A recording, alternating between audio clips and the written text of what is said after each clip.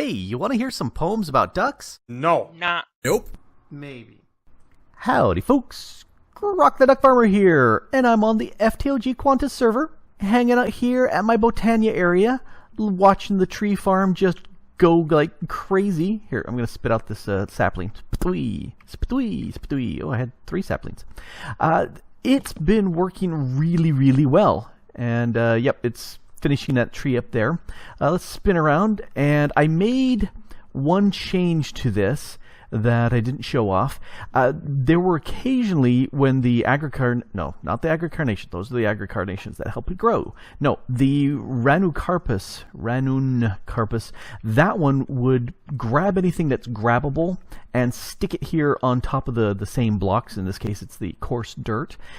And it would occasionally get the spruce wood and put it on there, and that was a problem. I didn't want it to be doing that. I got around that. Yay, grew.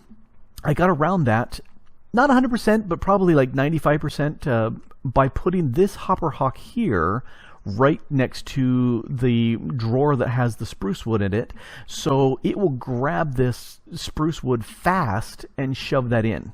That was the solution. Everything else, as far as the sticks and the all the rest of the stuff, that can be grabbed slowly, and that's preferable, but that's fast, and so that makes it work much better. Anyway, that's not what we're talking about today. Although I do want to say it's going great. 16 stacks of sticks, because that's as much as this holds, and I put a void on here. It doesn't have a full 16 stacks of branches, because I'll come into here and I'll grab a stack or 9, and I'll come in here and just shove them into this little dropper, and it'll just spit those out, and these endoflames here, and I've got 8 of them now, they'll just go ahead and chew that up and spit it through there, and away it goes. The wood for right now, and 98 stacks. It's been going great. That I've been slowly converting into charcoal, and we've got the 18 stacks of charcoal here, which is really nice, and that's really what I want to burn over here. But before I do that, I do want to sit there and route the stuff through. I have here the if we take a look in here. Oh, can't get that dirt there because I got the Signolias, not Signolia, Solonolias here. Anyway, I've got all these hopper ducks moving stuff around, and I haven't turned it on yet because I need 9 stacks of the charcoal here, and then there's going to be another stack, another stack, another stack, another stack, another stack, another stack, and then 5 more stacks. That's a lot, and I'd rather not, but there's another way of routing the stuff around. Let's come over here to the blood magic area, because the blood magic area has the option of routing stuff. See, I've got these little routing nodes here. There's a master back there. Here's the output, and there's the input, and I can drop just plain stone here, and it'll go into my blood altar, get turned into slates, and get stored over here. Yay! It works out great. So what I'm looking at doing is making a quick little routing network for over there. So let's go ahead and do that. I'm going to need 3 routing nodes. So let me go ahead and grab them all, spit out the one, and I'm going to go ahead and let this craft here real quick. So I've got plenty of will in my gem, which is fantastic. And one more. And this will just make the pure routing nodes. That's the beginning that you start off with. And that was that there. Now I need an output, which is a router plus an iron. So let's take, let's stick all of them there. Let's put an iron in here. That'll give me the output. Yes. That'll give me the output node, and now I need an input node, so we'll put gold there. Process. And that's the input node, and then I need a master. That should be the master. Master routing. Okay. I need an imbued slate, so I don't even need, I made an extra one of these. Never mind. Here's an imbued slate. Let's grab that and dump off one of these in here. Alright, so imbued slate. I was thinking I needed that. Shows what you knows. Pays to read the instructions. The next thing I need, if we take a look at this, there's a precise item filter in there. And so I need one of those. And off the top of my head, item filter. I need a precise item filter. That means I need a frame part. Blank slate. That's what I needed. Okay, so let's grab a blank slate. That should be a blank slate right there. Okay, so blank slate, a bit of stone, and a piece of glass. Crankety, crankety, crankety, crankety, crankety. And while that's cranketing, there's the frame part. And let's edit this. That gets the glass here and sticks. I picked up way more sticks than I needed, but there's the precise item filter. That should do us. In fact, let's come over here real quick and test it out. So let's see, let's get stuff. You can go away and you can go away. I don't need you. Let's get the master. Let's move these things out of the way. Input and output. Alright, so master, I'm going to stick him here just because I can. And then the input, I'm going to stick here, and the output, I'm going to stick there. It's already processed through all those really fast. I don't know if all of them have been chewed up for fuel, but if it doesn't get chewed up for fuel, it just gets sucked up and shoved back into here. Anyway, let's grab a block, and I'm going to go ahead and grab this precise item filter, and it is south. So this node here, south of it is the compacting drawer. So let's go back to here, south. I'm going to put that in here, and let's go ahead and slap that block of charcoal in here. And if we come over here and look, you should be working. Oh, I know why it's not. Let's grab the node router. So I'm telling it to grab charcoal and only charcoal from the south, and then route it out that way. So if I shift right click, that binds these two nodes, and then if I shift right click to the master to the output, that should work. And if we take a look, yep, it's starting to fill this up with charcoal blocks, which is what I really want to feed this with. That has a hefty amount of good fuel that it can just run and run and run. That goes to this mana spreader here, where, let's grab the wand of the forest, that has velocity and potency lens stuck on there. So that sends a real blast right here to this mana pool. And this elven spreader is just pointed straight down to my mana distributor, and it has a potency. So, because it doesn't need to go fast, because, hello, it's right here. It doesn't need to go far, but I want it to send as much as it can. So if this is backing up, because I have more mana production stuff coming over to here, then I definitely want that to go faster. So that's the potency. And this has the spark, the submissive spark, which is, you can see these occasional bursts. It should be about now. There's a little burst of stuff flying off. That goes to the mana pools down there. There were 4 mana pools which power the elven spreaders down below that shoot up. Those I put dominant sparks, so they always have mana on them, because they're also feeding the stuff like the exo flames to turn the charcoal into there. They're also feeding these agricarnations. You can see the link down there, the mana pool that it's hooked up to. So yep, that's working grand. I can now go ahead and get rid of that stuff from below because I've got a good connection here, and I like that. So this is going to get me a really nice kick of mana going here. But that's not really what I wanted to do today. Nope, I have another plan. I have a cunning plan. I'm going to put my hat on because always pays to be safe. Let's fly down to... No, I didn't want to throw an ender pearl. Rah! It's not what I wanted to do.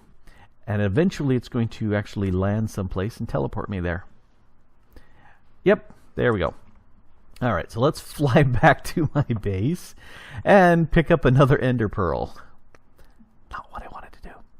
So, I was watching a stream by MG Rose, and she was getting a burst of lag, and which is not fun at all.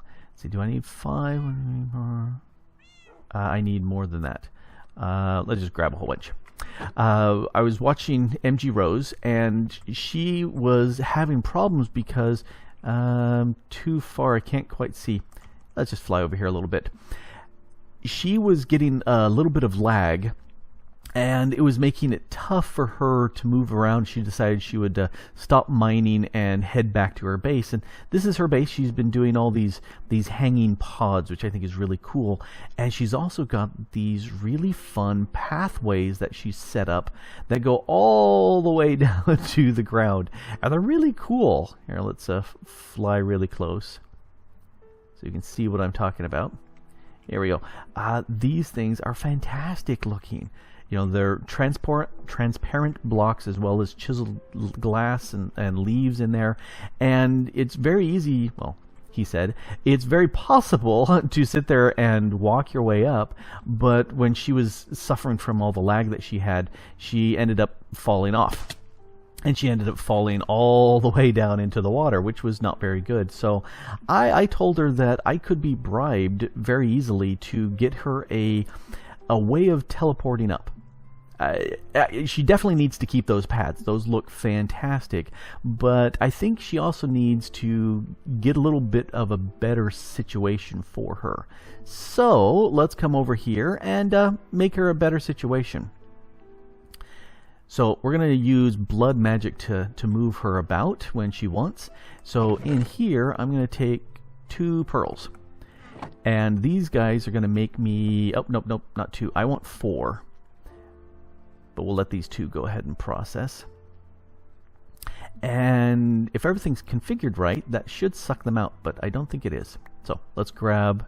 Was that just the one? Oh, that's both of them. Okay, good. Let's go ahead and spit in 2 more. Yep, I think I don't have this configured right where it sucks. Oh, because it would... You know, that right there... Oh, I don't have anything telling it to pull these out. That's why. Okay, so I need 4 of these to make this happen. And let's do a quick little crafting. I need 1 there. And you guys there. And then you guys... There. So this will go ahead and make the 2 teleposer blocks. There's the 2 teleposer blocks. And then these guys use to move stuff around. So let me go ahead and I clicked you. Oh, that's because this is open. Okay, you go away. I'm going to go ahead and right click these in the air. This now says the current owner is me. And coordinates are 0, 0, which is just fine. This one hasn't been right clicked, so it's not been bound to my blood network, and now it is. So that's what we need. Oh, I can get rid of the node router. Don't need that no mo. So where's my broom? There's my room. Let's fly over this way. So there are the smallest way I've been able to figure out with the technology we've got right now to set up these teleposers is a 2-block setup. So she said she was going to do some purple stuff right over here. Get me over. Fly. There we go. Here's the area where she wanted to be. That's perfect. Let's go ahead and break that, and that is going to be the teleposer. So let's go ahead and stick that there. And you know, I should have a I'm going to go ahead and steal a grass block that nobody cares about. You are mine. Come to Grok. Alright, so let's break this. And I have a sneaky lever here. This is a really cool bit from Dark Utilities. If we take a look at it, you just take a lever and a sneaky block, and sneaky blocks are cheap. It's just some sort of stone and dwindle cream, which is just some sort of slime and wither dust. So you combine that all together, and I can just slap that down here, and then I just right click it. It's hiding. You can't see it anymore. That's the sneaky secret. So I'm going to take this teleposition focus, right-click this block, and now it is linked to that coordinates. You can see that they're -58, 68, -47. Perfect. So let's go ahead and fly up.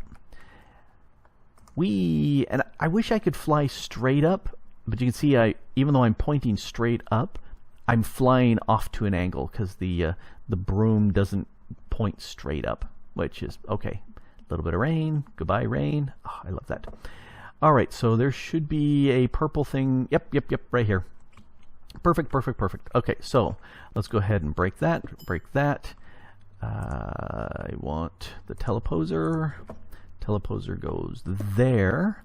And if I right-click this teleposer, I can take this one that has this address on it, stick it right there. And now I need this sneaky block. Sneaky block goes right there.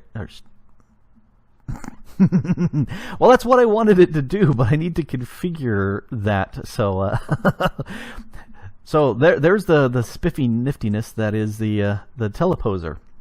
I shouldn't have been standing on it when I stuck the lever on it. I think the lever pops down by default on, and so that powered the teleposer. It requires a redstone signal to work. So let's go ahead and right-click that with the grass block. It's hiding. Okay, so now this one is bound to no location. So this, if I right-click here, that binds it to this address. So I took the one that I bound downstairs and put it up here. And now this one, this knows that if this teleposer receives a signal, it will go ahead and send me, or anything that's on the block above here, it will send it to the one down below, because that's the one it's addressed to. So now all rows, or anybody needs to do, is just right-click this, that turns it off, right-click it, that turns it on. And let's go ahead and drop that in here. Likewise, you just right-click to turn it off, right-click to turn it on. So that's as tight a connection as I could see it. If I put a button on top or a lever and flipped it, it would pop off as it teleports down. I think the same thing would happen if I put a pressure plate on here. You'd walk up and it would trip that pressure plate and it pops off. At least that's happened in previous versions. So I decided not to go ahead and duplicate the same problem here. But nope. That is exactly all that MG Rose needs.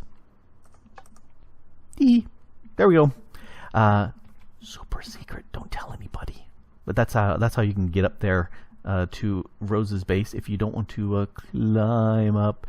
And I have not fallen off of here yet. I've gone up multiple times, and it's fun, especially fun going at full speed. Just sit there, zip up, and then we were shooting each other with arrows, knocking each other's off. So I haven't fallen off because I stepped off. I've fallen off because arrows have knocked me off, but that's different. So let's go ahead and head back to base. But I think that's a pretty quick little episode, just a few little things done there, mainly just for Rose's benefit. I do have those teleposers set up on my base, and I did it just here so that I would have a way to, because before I had the broom, I was doing stuff here and I said, oh, need more stone. So I'd come running over here and I set my sneaky block north of it. So double click and I'm here where I could grab whatever I needed to grab, and then I'd come down here, double click to the north, and off I would go. I really like that. I do need something else, and since this is a Botania island, I need a Botania method of moving around. But I think that's for a different episode. Here, let's fly over. Since we started over here, we'll go ahead and end over here. Jump. Stand right here. There we go. Yeah. I like the interaction of the different mods. I like, using a little blood magic here to route stuff around so that the Botania runs better. I like that. I think it works fantastic. Could I do all this pure Botania and vanilla mods? Yes, yeah, I could do that, but no, nope. It's the Magic era, and so I'm happy to go ahead and sprinkle in different uses of the different Magic mods. So, yay Magic. Anyway, this has been Grok the DuckFarmer here on the FTOG Quantus server, having a blast, getting a little routing going, and a present for MG Rose. She now owes me a thank you, I think, is all. Anyway, thanks for watching. Bye!